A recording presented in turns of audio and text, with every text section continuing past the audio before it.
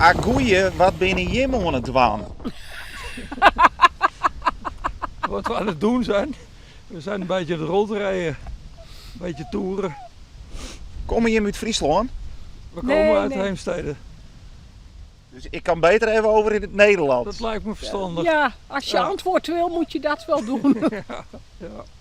Jullie vallen wel op, want jullie toeren met z'n drieën. Ja. We hebben veel bekijks. Er worden veel gefilmd. Niet door zulke camera's, maar veel met telefoons gefilmd en gefotografeerd.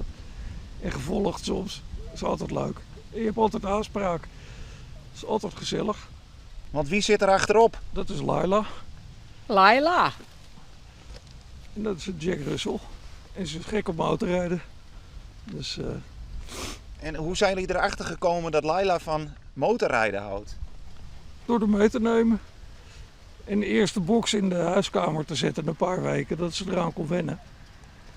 En een paar keer in de buurt van de motor gehouden terwijl de motor draaide. Dus kon ze er vast aan wennen. En, ze vindt het altijd leuk. En waarom is het zo leuk om met z'n drieën op pad te zijn? Ze kan niet alleen zijn. Ja.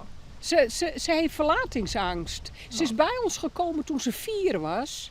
En ze had verlatingsangst.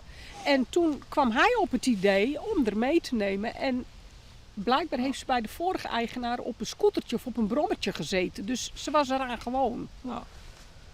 En zo is ze meegegaan. En zo gaat ze mee al 8 jaar. Maar het hondje zit gewoon vast, neem ik aan. Ja, die ze zit aan vast. het Want als tuigje. die een kat ziet, dan is het gebeurd. Ja. Dan springt ze eruit en dan vergeet ze dat ze ergens op zit. Ja. Hele fijne toertochtjes toegewenst in onze provincie. Ja, nou, Ja, wel, prachtige dankjewel. provincie. Hartstikke bedankt. Ja, we blijven genieten. Ja.